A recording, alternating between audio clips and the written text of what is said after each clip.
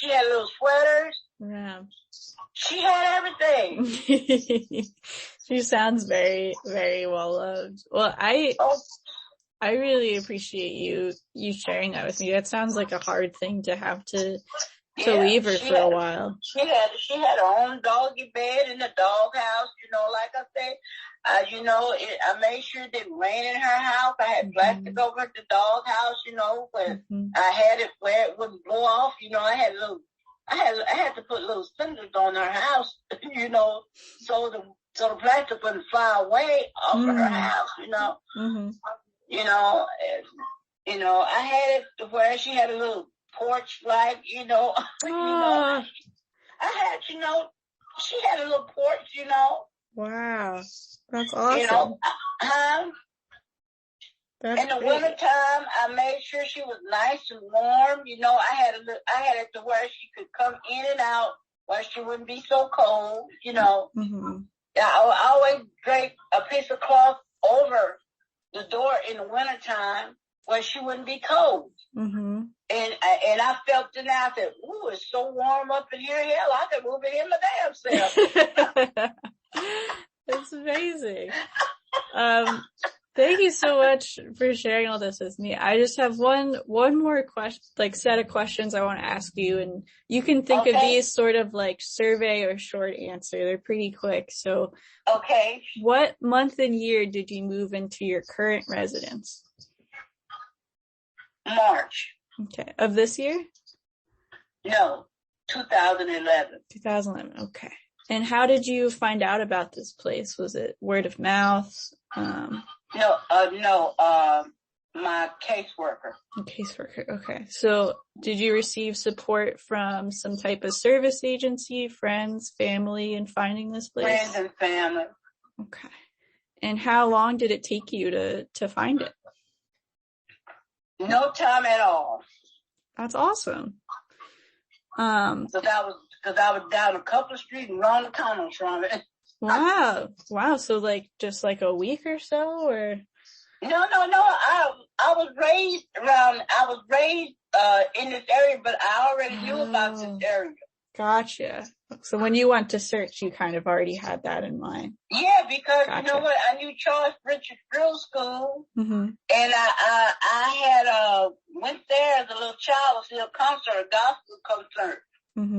And so I knew about this area because all I had to do was just come over here. It takes me less than 6 minutes to get here. Oh, wow. Okay, so you were pretty close. I'm real close. I was pretty close. Wow. And how much is your monthly rent here? It's $269. All right. And are there any, I know you mentioned this, but any extra pet ownership costs involved with renting here, like a pet deposit, pet rent, pet fees, stuff like that? It's just pet deposit. And how much is that pet deposit? It's like $400. Are they refundable or? I don't think so. Okay. I don't think so. I think they keep the deposit because if something happened, they want to use that money in order to take care of the house, the apartment once they move out. Okay. So regardless of whether or not it's clean or not when you move out, that's kind of they're just going to keep that. Okay. And were you shown a written pet policy or asked to sign some kind of contract for owning a pet at this property? Yes. Okay. Can you tell me more about that? Well, I haven't really had a pet, so from what I understand from my I take that back. Yes, it was. I did see one, but it's been 10 years ago. Oh, they want to know about what kind of pet you have, what the size of the pet is, which is important because they don't want you to have any kind of big dog here. They want you to have at least a small dog. So many pounds, can be over 16 pounds. Okay. And so they like to have a small pet. They like for you to take care of your dog as far as taking them on the outside, picking up their poop, making sure the dog has a leash. They want to know about how they let you know that if you have the dog, you must take care of your apartment that the dog is in. Well, the apartment will not smell it, not clean. Make sure that the carpet and everything is clean in the house so it would not smell. Mm-hmm. Gotcha. So restrictions on the size, so no more than 16 pounds, but any other... No, 16 pounds. It can't be more than 16 pounds. Can't be more than 16. Any other restrictions on the number or the type or the breed that you're allowed to have? It's the breed. They don't want any kind of Rottweilers, gotcha. German Shepherd, Pit Bull, big boxers, anything that's a big dog, like German Shepherds. Gotcha. Pit Bulls, anything that can be aggressive and that can hurt. Gotcha. They don't want anything that's real big that can cause so much damage. Mm-hmm.